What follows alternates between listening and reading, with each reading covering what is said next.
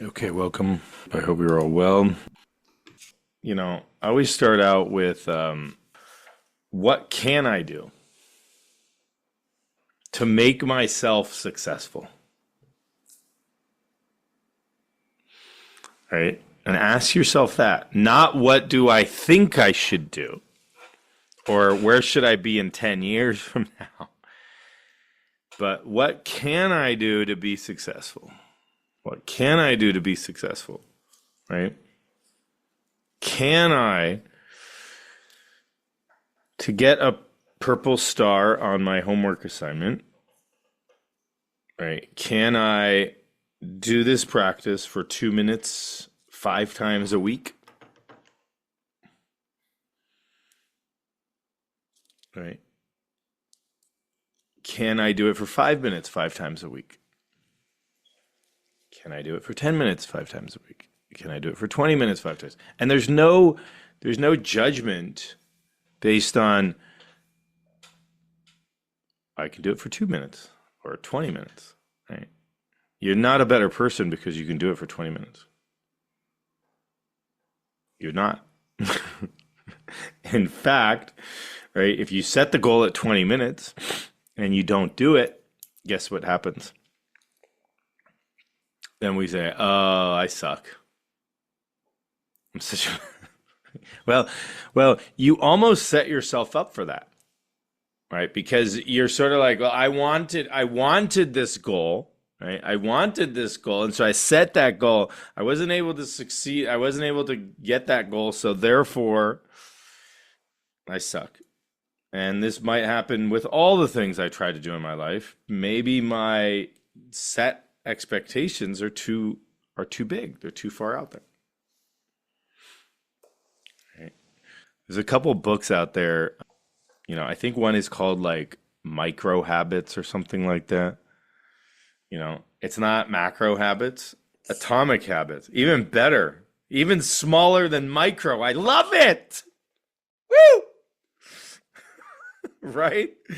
Right? Micro is like this. Atomic is like, right? Atomic, right?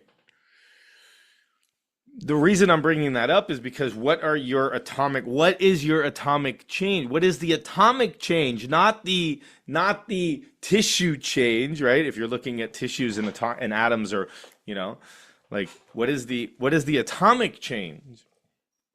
What is the atomic change that you can put into place that creates then macro changes? But you're not looking at the macro change. You're not. It's not even in the. It's not even. I don't care. I know. My mind is going there, and I really want that. Ah! Right. Trust me, I do this too. This is why I can be so flamboyant about it. Mhm. Right. But it's atomic changes. It's the atomic changes. And so from an atomic perspective, right, what can you do? What do you know, and literally it's almost like, can I do it for 15 seconds? And when I say that, you might say, well, that's nothing. Why even do it at all? Well, try it. Right? 15 seconds. Sit on your pillow 5 times a week. Do your practice. Here I am breathing. Right? Right. So SMART, it's an acronym, right? Specific, measurable, achievable, relevant, and time bound. Specific, measurable. So what is a specific goal, right? You have a very specific goal. Not that I want to meditate, right? You're not saying like, oh, I want to meditate, right? That's not a very specific goal, right? That has very little specificity in it, right? I want to, I want to be a better person. Well, what does that, what does that really mean? How can we measure that, right? How can we measure that? So when we look at these SMART goals, right, specificity, being specific about it. Okay, I want to meditate 5 times a week, right? 5 out of 7 days of the week. whatever, 2 out of 7 days of the week, 3 out of 7, whatever it is, right? But something specific, very specific, right? Something that's measurable, right? Well, I want to be a better person. Well, who measures that, right? Is it going to be your significant other? Is it going to be you? Is it going to be your brother or sister? Or is it going to be you, right? Because they're like, you're not changing much, honey. Like, oh, really? I thought I was becoming a better person. All right, so something that's measurable, right? Usually quantifiable, something that can be quantified, right? I want to lose 2 pounds. I want to lose 5 pounds. I want to be able to walk 30 minutes. I want to be, right? So these are, using this acronym to set your goals. So something is specific, right? My recommendation is 5 out of 7, but if you don't feel like that's attainable or achievable, because that's the A of the SMART is achievable. What's achievable? How can you set a goal to be successful, not to fail? All right, a lot of us are like, going back to the gym, I'm going to lose 50 pounds. I'm going to get stronger, right? You're like, okay, all right, is that really achievable?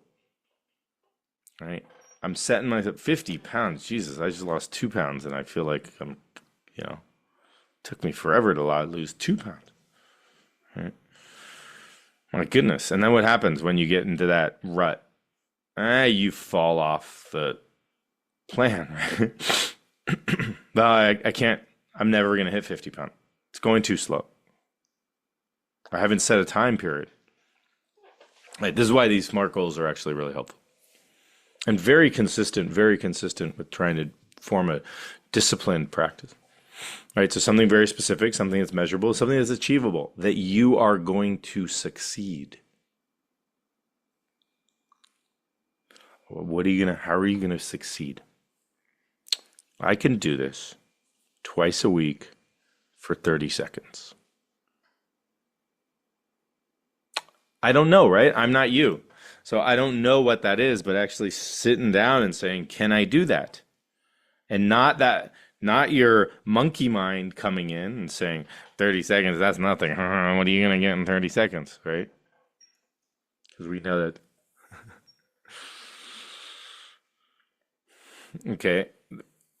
A goal that's relevant. This is relevant. All right. And time bound. Time bound. All right. So when we do it per week, that's time bound. Hey, you can actually look at a calendar. Oh, there it is. I marked myself off twice a week. Good. Okay. All right. How consistent then is it? Are you able to achieve that goal or not? Once you achieve that goal, then what happens? Hey, you throw yourself a party. Right. You're looking at a very specific time frame. In 1 month from now, right, can I have a disciplined practice where 2 times out of 1 week, so 2 out of 7 days, I am meditating formally for 30 seconds. That's a very specific, measurable, and in my opinion, achievable goal. That's time bound. Okay. Now, if you said 30 seconds, that sounds like a long time. Great. Well, then that for you is not the achievable part. And so you come down to 15 seconds. Okay. But you don't say, I'm going to meditate 7 days out of the week for 30 minutes. Because I can guarantee you're going to set yourself up for failure. And then once you fail, you're going to go, oh, I fail. I'm not going to do it anyways. All right. But it's those atomic, little tiny atomic, right? 15 seconds, 30 seconds. That's an atomic change. All right. What can you do for 30 seconds? What can you do for 30 seconds? All right. So very specific. And what he says, gorgeous. Stage one. You ready for this? Put all your effort into forming and holding a conscious intention to sit down and meditate for a set period. All your effort.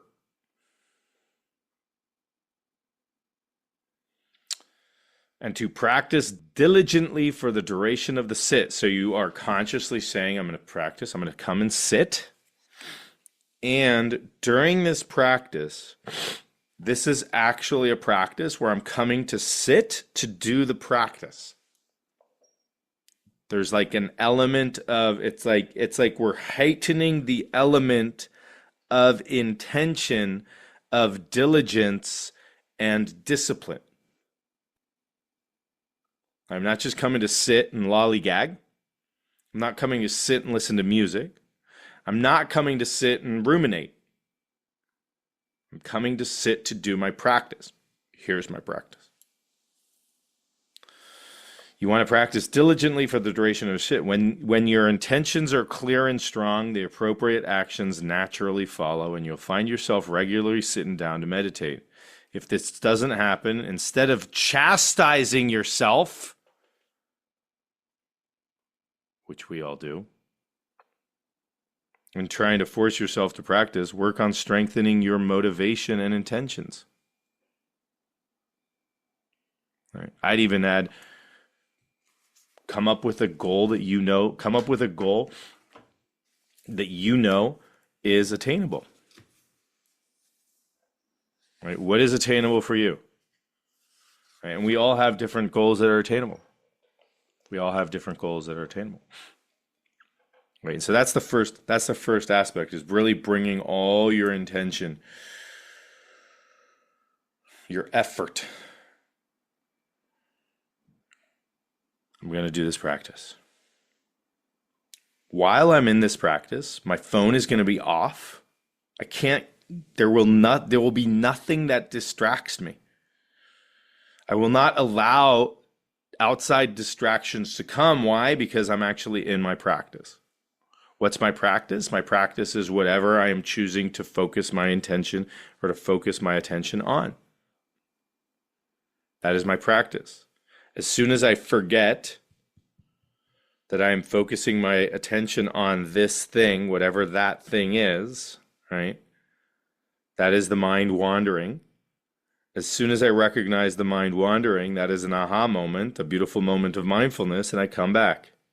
And during my 20 seconds, 30 seconds, 2 minutes, 5 minutes, 10 minutes, 15 minutes, whatever I've said, that is my practice. Which is why I like, right, if you set an intention for yourself, if you set I'm going to do this practice, I like having a bell or an alarm or something that you set for the length of time of the practice, and it dings when it's done. Not the other way around, right? I don't want you starting a stopwatch being like, okay, I'm going to see how long I practice for. No, right? Do the practice, set yourself the intention, do the practice for 10 minutes, set a timer for 10 minutes, because I don't want you looking at your watch being, oh, has it been 8 minutes yet? You know, has it been 10? How long, right? How long do I have until the 10 minutes goes? Now, yes, if you have that timer, that question might come up, but the timer hasn't gone off yet. So you don't have to look. Right? I know that's a little bit of a subtle sort of, but it's a distraction. It's another distraction. It's almost like we set ourselves up for it. How many distractions can I put, Well, I got the brownies in the oven. Right? And I'm gonna just time myself to see how long I can go. And then I'm gonna peek out of the corner of my eye. How long? 7 minutes. Right? How much longer? Well, the timer hasn't gone off yet, so you don't have to worry about that. What do you have to what do you have to focus on? Oh, that's right. My focused attention. That's it. Because even the distraction of how long have I been doing this comes in, and what does that do? All of a sudden we're doing this, right? We're looking at the clock on the, right? Or we're looking at the time. Oh, okay, it's been 7 minutes and 32 seconds. Okay, good. That just took you away from that. That was like a conscious intention to come away from your practice.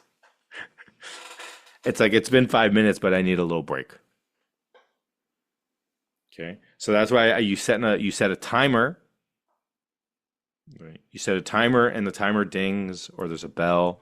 They have these really nice Zen timers now, it almost sounds like a gong is going off or something like that.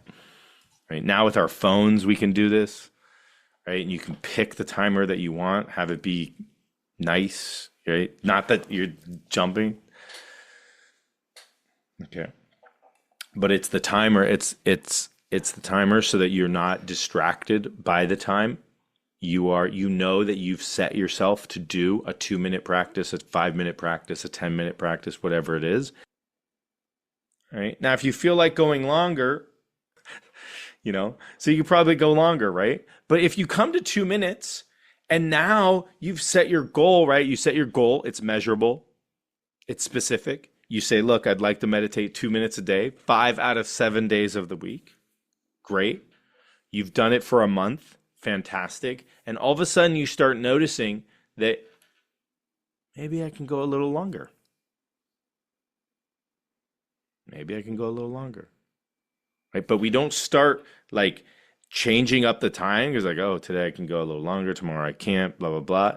It's the 2 minutes. Right? Then when you notice that in general you can start going a little longer, then what do? Then you increase the time. And again, another specific goal, another smart goal, another measurable goal, right? But something that is attainable, that is consistent, not that like jumps around, right? So if you're like, oh, I felt like I could go, but was that 1 day out of 30?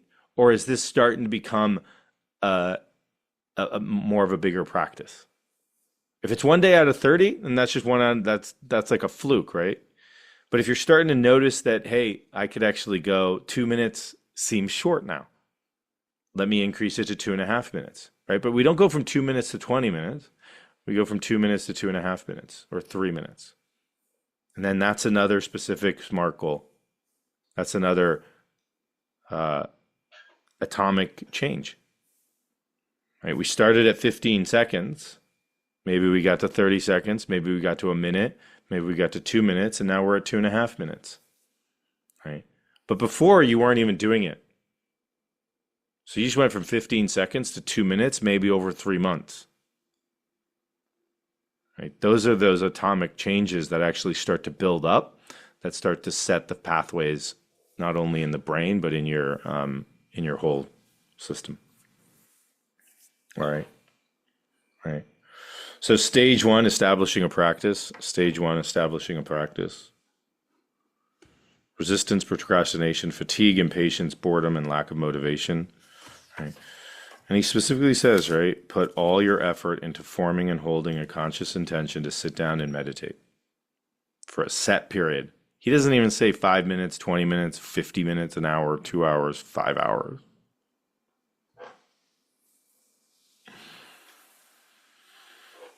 Stage two, which we also worked on last time, is interrupted attention and overcoming mind wandering. Interrupted attention, overcoming mind wandering, right? So when we start meditating, we start practicing mindfulness. How many have an interrupted attention? How many have mind wandering that comes in? And it's good to know that, right? That's look at my attention being pulled in so many different directions. That's interrupted attention. All right, look at my mind wandering. When I forget that I'm supposed to focus on my object of meditation, my mind is wandering. I'm in forgetting. And then as soon as I recognize that my mind was wandering, that's an aha moment. I come back to the object of meditation. Okay. He says for stage two, willpower can't prevent the mind from forgetting the breath. I want to hold on to the breath, right? Willpower can't prevent, nor can you force yourself to become aware that the mind is wandering. Instead, just hold the intention to appreciate the aha moment that recognizes mind wandering while gently but firmly redirecting attention back to the breath. Genius. Incredible. Right? How beautiful is that? It's probably the most gentle thing we could do for ourselves. Hey, don't get all caught up that your mind is wandering, man. Right? Isn't that gorgeous? Hold the intention to appreciate the aha moment. Almost like we're going into it and be like, all right, what's the score today? How many aha moments am I going to have? All right, well, I scored 10 goals. I had 10 aha moments. Right. And when you sit and you're going into that practice, right? What's kind of the excitement of that? I wonder how many aha moments I'm going to have today. It's almost like I know they will come. I'm kind of excited about it.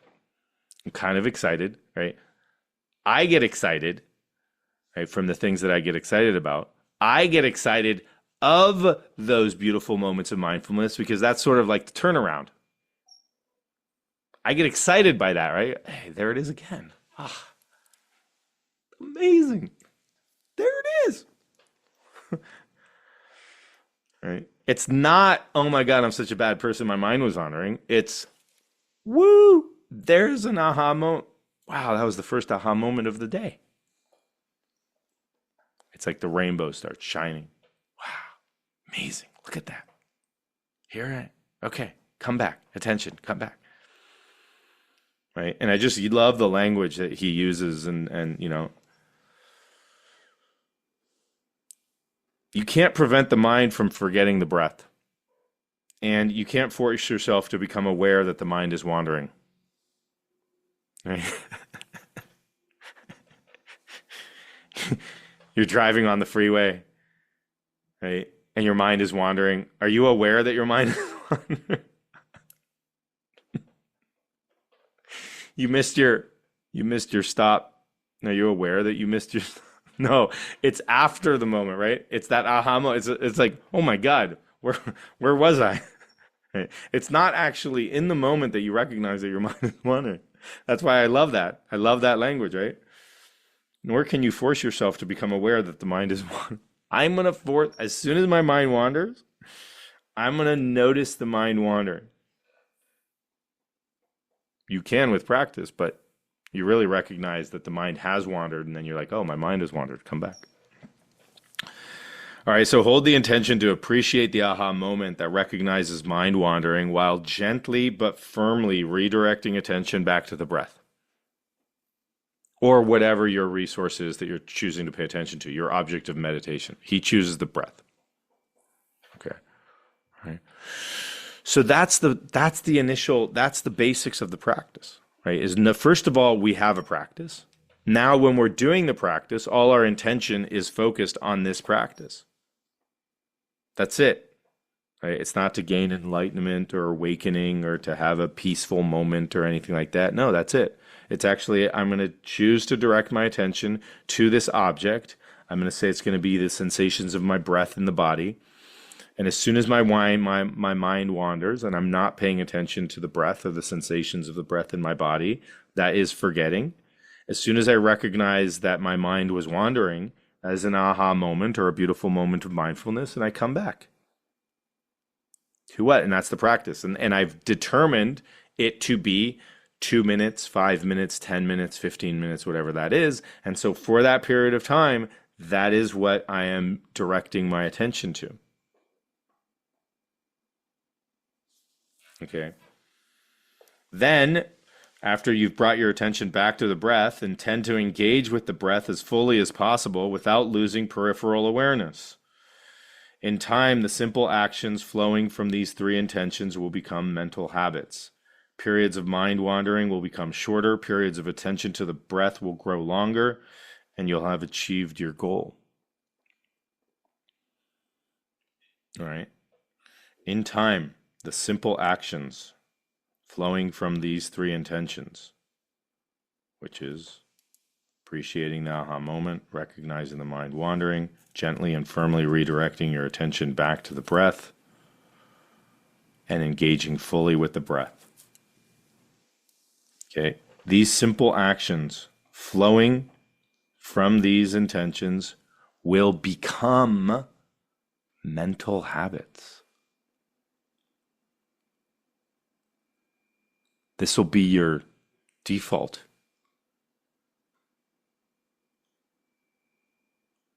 Okay. That's huge. Right? But we're not there yet. Well, some of you might be there. Like this might be default for some.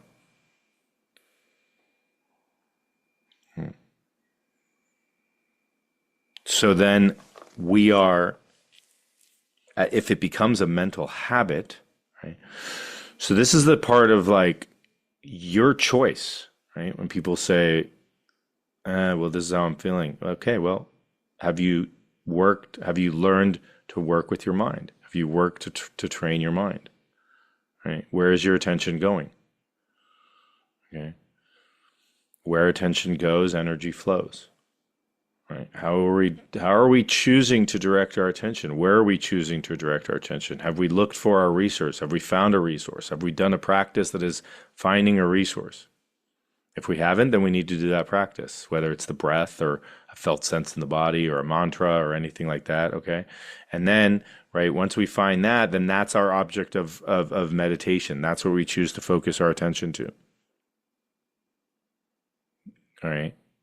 And just as he said, in time, in the simple actions flowing from these three intentions will become mental habits. Periods of mind wandering will become shorter. Periods of attention to the breath will grow longer. All right, so you're focusing on the breath. Right now, if you do the practice of Thich Nhat Hanh, right, where he counts the breath, 1, 2, 3. Right now, instead of at 1 or 2 where your mind starts to wander, now you're getting to 10, 11, 12, right? Or you get to 10, you start over. Right. And that's just stage 2.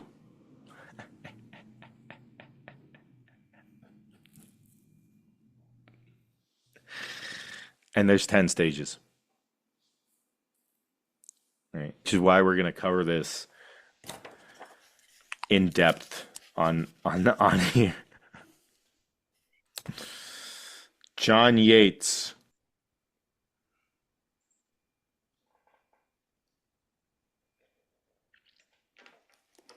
All right. So that's stage 1 and 2, right? Is develop a practice. And then do this practice, stage 1 and 2, stage 1 and 2. And stage 3, extended attention and overcoming forgetting. So it's just a continuation of it. Right now with this practice, now we're able to extend our attention.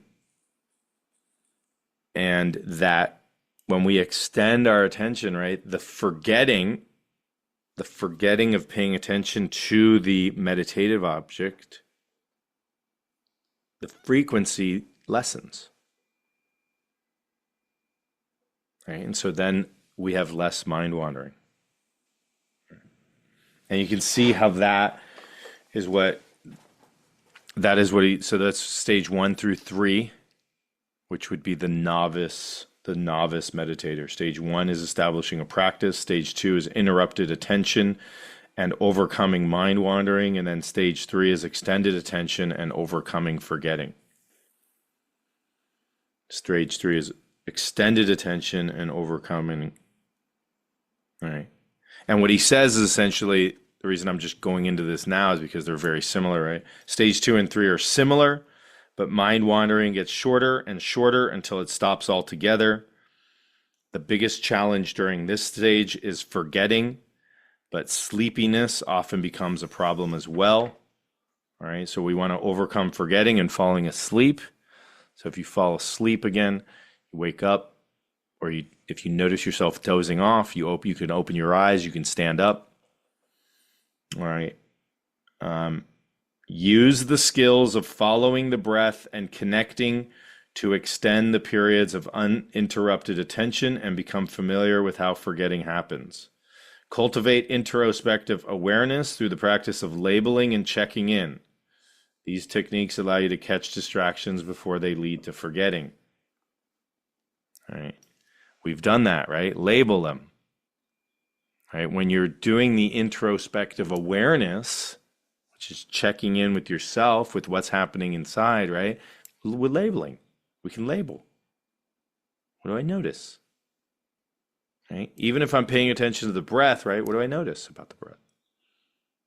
Cooling, heating, right? Using labeling, using kind of activating the mind a little bit, but you're keeping that attention on the object of meditation through the process of labeling. Right? If we use sensations, for instance, like let's say I use the sensation of my feet on the floor, which is also a good resource that you can use, right? What do you notice? But that's a focused attention, right? Right? Very hyper focused attention. I notice that my feet are on the floor. There's slightly more weight on my left foot than my right foot. Noticing that my left pinky seems like it's not touching the floor at all, kind of seems elevating. Right? And then my mind wanders. Okay, and then as soon as I recognize my mind wander, right, then I come back. And I go to the sensations. Okay, if I can just notice it as one big sensation, then that's perfect. But as we're doing this practice and we're trying to really kind of develop those skills, he recommends labeling and checking in. Right? And we've done numerous labels, from labeling thoughts, right? What kind of thoughts are you having? Emotions, we've done the emotional onion, right? Labeling sensations, what do you notice? Right? As a sensation, not as an interpretation of the sensation, right? So we've actually done a lot of these. But that's a really good way. Counting is sort of a form of labeling in my world. Counting the breath. Because it helps you maintain the level of attention that we want. 1, right? 2, or the beautiful, again, coming back to Thich Nhat Hanh and breathing, will you breathe in, right? Breathing in, I know I am breathing in. Breathing out, I know I am breathing out. Breathing in, I know I am breathing in. Breathing out, I know I am breathing out. And in combination of the breathing and that labeling or checking in or naming, we're helping our attention remain focused, directed, pointed, and trying to essentially prevent mind wandering. Okay? All right. Alrighty. This is good stuff, huh? This is good stuff. This is good stuff. And we get to practice. Right. But go out there, right? When you're doing your practice, be like, all right, how many aha moments am I going to have today? Right? Yay, I get to have aha moments. Da, da, da, da, da.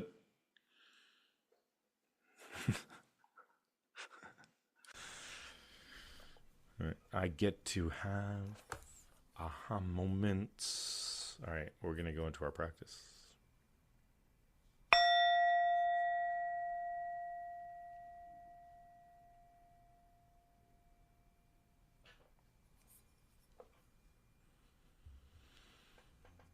Okay, so let's find a comfortable posture. A posture you feel relaxed yet alert.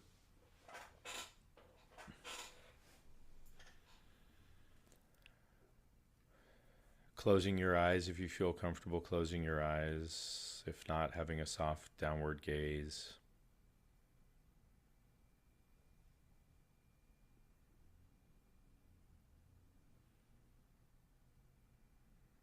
And taking 2 or 3 deep breaths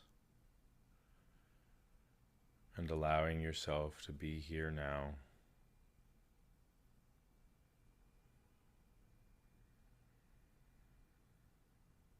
Allowing yourself to be fully supported by the surface you're on. If you can, allowing yourself to Release any holding or tension in your body. Really allow the armrests to support you, allowing your neck and shoulders to drop, your back to relax, your legs and hips and pelvis to relax.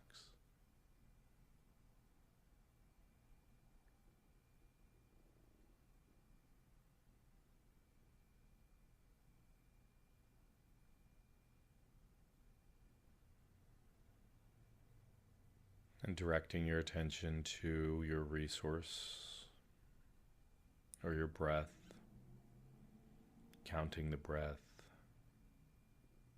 a phrase, a physical sensation, an emotion, a mantra, a prayer, whatever it is that you can direct your attention to that we can use as a resource, an anchor.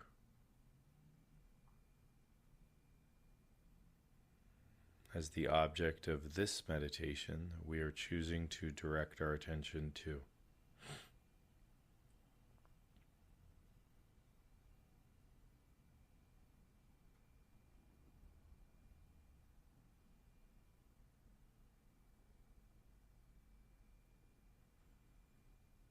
And being totally intent, diligent. Creating an intention that this is your practice for the next 8 or 9 minutes.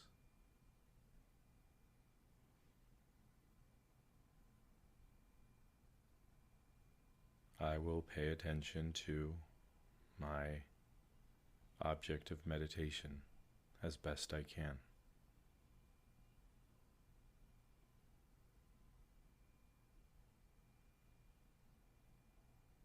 As my mind wanders, I will recognize my mind has wandered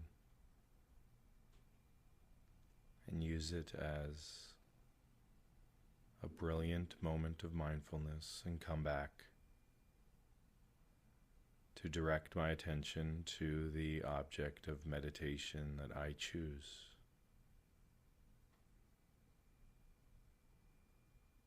That's it.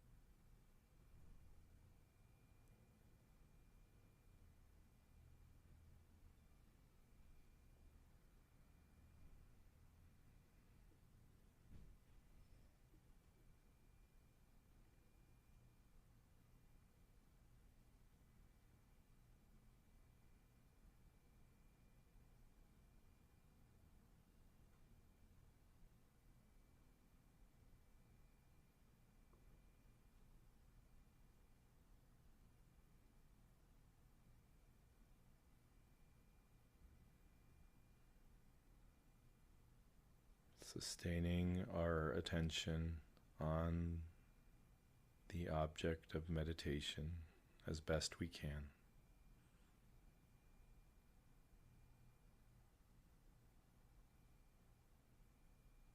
That as we do this practice, the sustained attention grows and the forgetting and mind wandering lessens.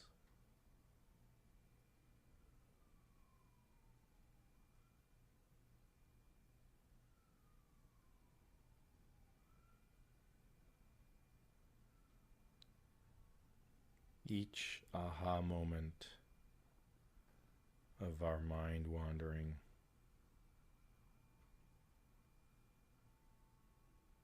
a beautiful moment to bring our attention back, to strengthen our intent, our focus,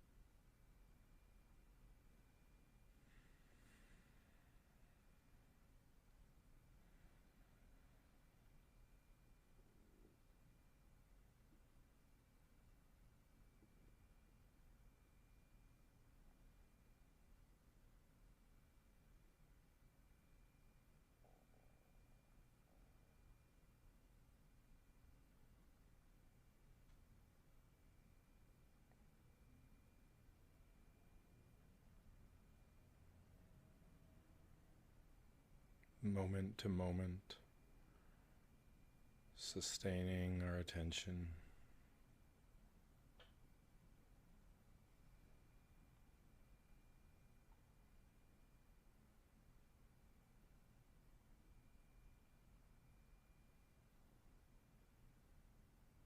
Allowing the aha moments to arise as they arise. There's no good or bad, there's no right or wrong.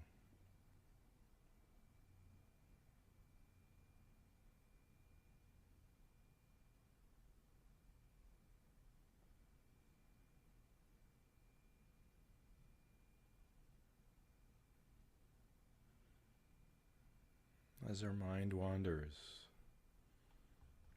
and we forget about sustaining the attention, as soon as we recognize the mind has wandered, coming back,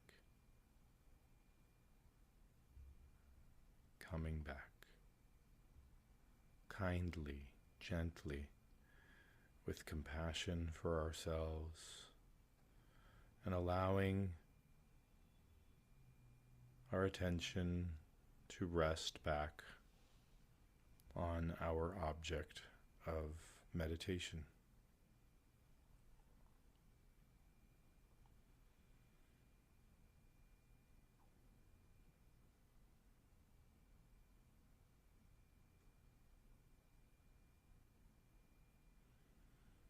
And that is the practice.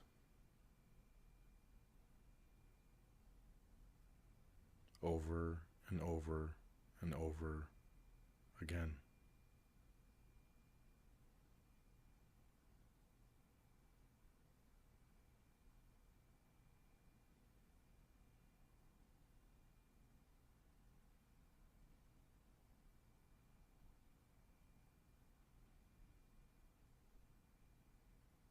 Allowing the periods of sustained attention to increase.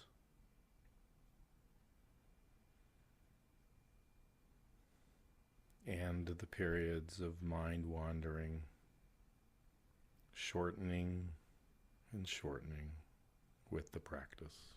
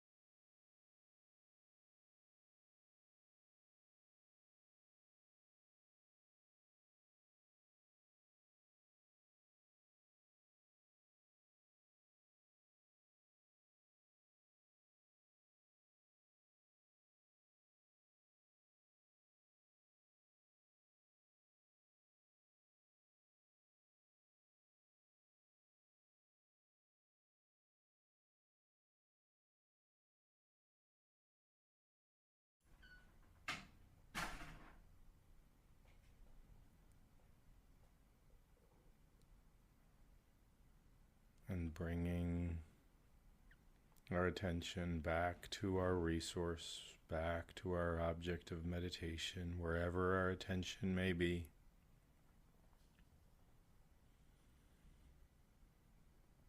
And taking 2 or 3 deep breaths.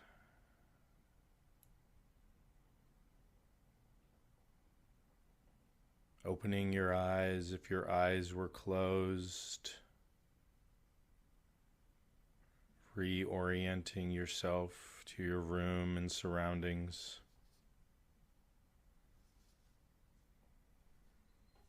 Stretching or moving if you need to stretch.